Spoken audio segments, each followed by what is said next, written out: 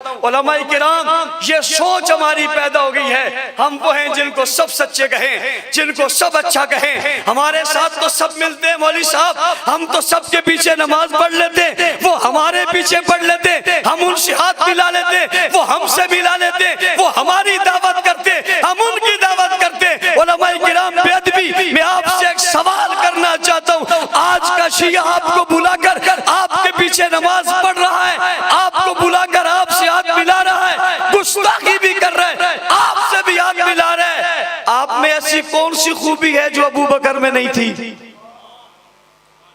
کون سی بات ایسی آپ میں آ گئی جو اصحاب رسول میں نہیں تھی کہ وہ ابو بکر صدیق کو مومن ماننے کو تیار نہیں ہے اور تمہیں امام ماننے کو تیار کیوں ہو گیا ہے؟ وہ ابو بکر صدیق کی صداقت کا انکار کر کے اس کا بڑا کہتے ہیں میں خلافت کو نہیں مانتا، وہ کہتے ہیں میں خلافت کو نہیں مانتا، یہ کہہ کر وہ ابو بکر کی خلافت کا انکار کر رہا ہے، تمہاری قیادت کا اظہار کیسے کر رہا ہے؟ سوال ہے، میں نے پہلے ادب سے ہاتھ جوڑ کر کہا میں گستاخی نہیں کرنا چاہتا۔ علماء کرام آپ کی ہماری ذمہ داری ہے، میں اس کے ساتھ اگلی بات کرتا ہوں، عوام آپ کے پاس ہے، منبر کا میڈیا آپ کے پاس ہے، مسجد کی امامت آپ کے پاس ہے، مدرسہ آپ کے پاس ہے، مکتب آپ کے پاس ہے، بتائیے یہ تمام ذرائع ہوتے ہوئے بھی اگر اصحاب رسول پہ تبرہ ہو جائے تو ذمہ دار کون ہے؟ ذمہ دار کون ہے؟ آئیے گریبان میں جنگ دے، اللہ کی قسم زخمی دل کے ساتھ کہہ رہا ہوں، تم مانو یا نہ مانو میں ماننے کو تیار ہوں، ذمہ دار ہم ہیں، غلطی ہماری ہے، قصور ہمارا ہے۔ میں آپ سے پوچھتا ہوں کوئی بزرگ مسجد کا امام کھڑا ہو کر یہاں مجھے تسلی کے لیے کہہ دے اس نے اپنی مسجد کے مقتدیوں کو عشرہ مبشرہ کے نام یاد کروائے ہیں، کوئی مجھے کھڑا ہو کر بتائے اس نے نبی کی 4 بیٹیوں کا تعارف اپنے منبر سے کرایا ہے، کوئی مجھے بتائے اس نے پیغمبر علیہ السلام کے خلفائے راشدین کا تعارف کرایا ہے، کوئی مجھے بتائے اس نے ابو بکر عمر عثمان و علی کے گستاخ اور منکر کا شریع نقطہ اور فقہی نقطہ نظر سے اس کی حیثیت بتائی ہے، مجھے بتائے کہ کسی شخص نے غیر نبی کو نبی سے افضل کہنے کا جو اس پر جو لگتا ہے فتویٰ لگتا ہے وہ فتویٰ لوگوں کو بتایا ہے، بتائیے کیا آپ نے بتایا ہے؟ جواب آئے گا یہ سب کچھ تو نہیں بتایا، ہم نے عمومی بات کی ہے، ہم نے یہ خصوصی بات نہیں کی ہے، جب تم نے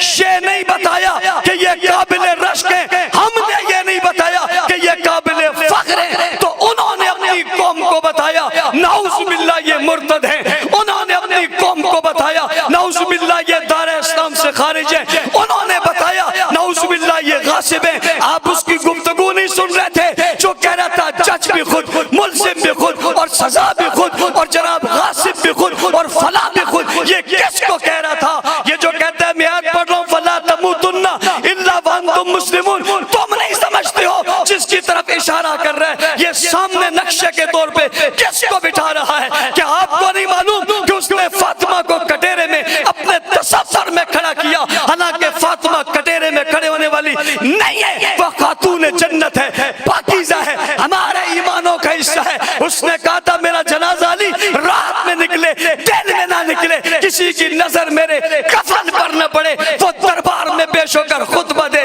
یہ نہیں ہو سکتا، اس نے سیدہ فاطمہ کی توہین کی ہے۔ اور علماء کرام میں آپ سے کہنا چاہتا ہوں بات صحابہ کرام کی نہیں، انبیاء کی بات ہے، اللہ کی بات ہے، مصطفیٰ کی بات ہے۔ آج کے اجتماع میں آپ سے کہنا چاہتا ہوں انہوں نے اس محرم میں اور پچھلی محرم میں اہل بیت کی توہین کی جس کا تصور کرنے سے بھی رونگٹے کھڑے ہو جاتے ہیں، اہل بیت کی خواتین بنائی، ان کے ہاتھوں میں انہوں نے زنجیریں ڈالی اور ایک آدمی ان کو گھسیٹ کر اور پکڑ کر لے جا رہے، میں نے کہا جس کا تصور تم پیش کر رہے ہو یہ کون ہے؟ جواب میں کہا جاتا ہے یہ نبی کی بیٹی ہے، یہ حضرت حسن کی بیٹی ہے، یہ حسین کی بیٹی ہے، یہ سکینہ ہے، یہ نبی کا گھرانہ ہے، جسے گھسیٹنے والا کون ہے؟ شرم نہیں آئی؟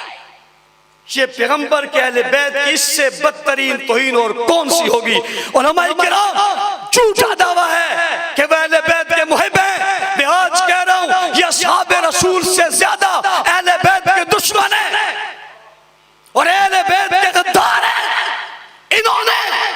اس واقعے کو زندہ اس لیے رکھا ہوا ہے کہ یہ اہل بیت کی توہین بتاتے رہیں، اہل بیت کے ہاتھوں میں ہتھکڑیاں بتاتے رہیں۔ میں پوچھنا چاہتا ہوں وہ گھسیٹنے والا کون ہے؟ جو گھسیٹ رہا ہے وہ کون ہے؟ میں نے کہا جناب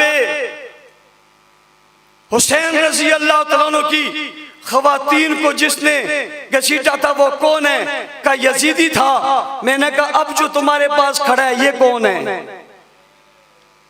تانے ہمیں دیتے ہو؟ تمہاری صفوں میں کون کھڑا ہے؟ تم نے اسے بنایا، تم نے اسے بنایا۔ کیا کوئی دنیا کی تصویر فاطمہ کی بیٹی کی طرح ہو سکتی ہے؟ کیا کوئی وجود اولاد علی کی طرح ہو سکتا ہے؟ تو انہوں نے اولاد